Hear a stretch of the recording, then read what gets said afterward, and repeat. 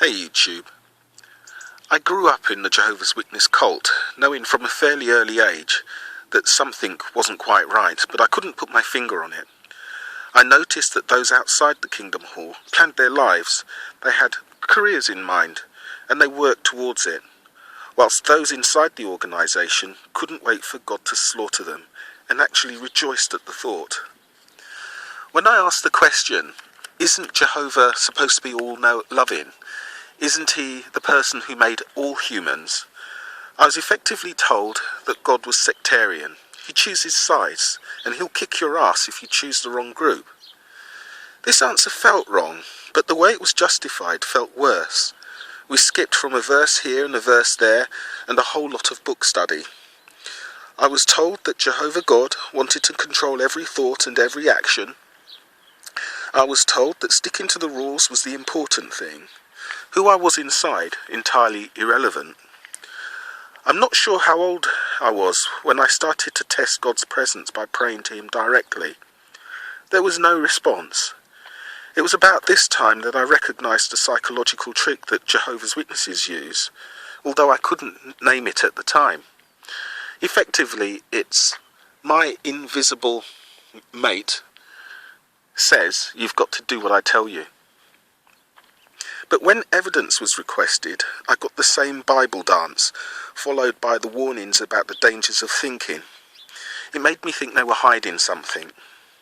They told me that Jesus had chosen only them in 1914, and was here now, reigning invisibly over us all.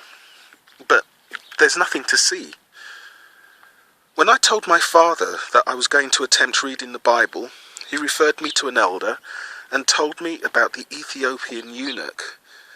Well, I'm not one of those, so I decided to read the book in secret, and I was shocked. God is indeed sectarian.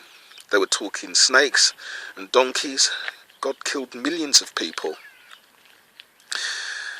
And I was shocked to read that the only righteous man in God's eyes in Sodom and Gomorrah offered his daughters for gang rape, then ended up having sex with them himself.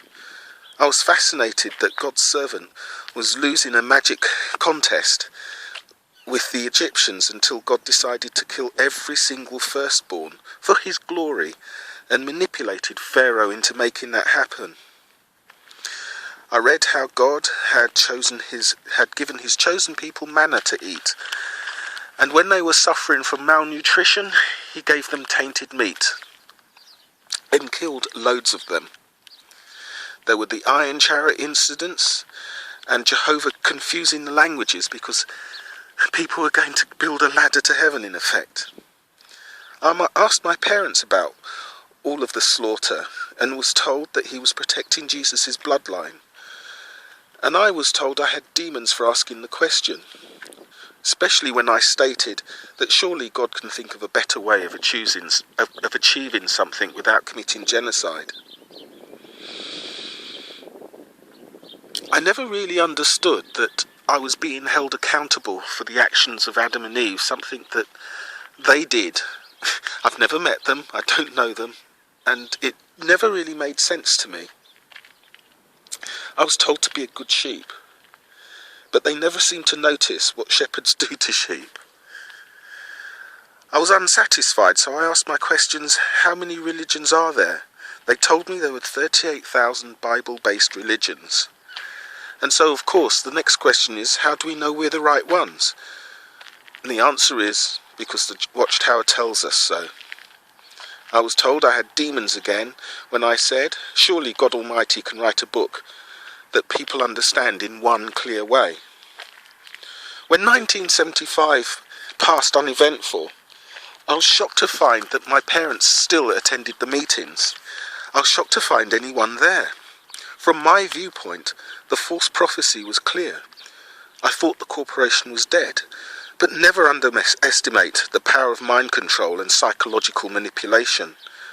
My parents told me that Jehovah was testing the faithful, getting rid of the rotten fruit, getting rid of the goats. But what I heard was Jehovah was a prankster looking for a higher kill count when Armageddon comes. And what's the point in trying to please him? He'll only catch you out one way or another. It was around this time I heard the expression, "who's making all the money?"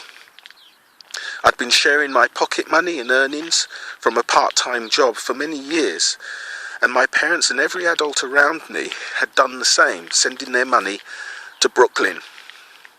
I also noticed that in the run-up to 1975, the cult tills ran non-stop, indicating that the end of the world was a really profitable business. There was always just a little bit more time, always just a little bit more to give from the brothers. Having survived one invisible Armageddon, I wanted some evidence before giving more money, more time, and making more personal sacrifices towards this pyramid scheme. They told me that there were more wars and more earthquakes than there used to be. This is frankly untrue and easily checked. They told me that people's immoral behaviour today is evidence of the world ending. But look at Sodom and Gomorrah. Look at God's favourites, Lot, King David, Judah with his daughter-in-law prostitute, and God himself ordering the rape of King David's concubines. So nothing really has changed there. Then I was told that the ministry is nearly finished. But what about China? The songs we sang started to disturb me. To whom do you belong? As if we were proud to be property, proud to be chattel and sheep for slaughter.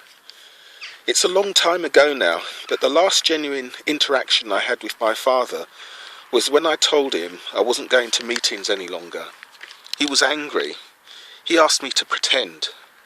He punched me when I said I have my pride and can't stay to be pimped by a money-grubbing, pyramid-selling book club that hides behind a made-up prankster god.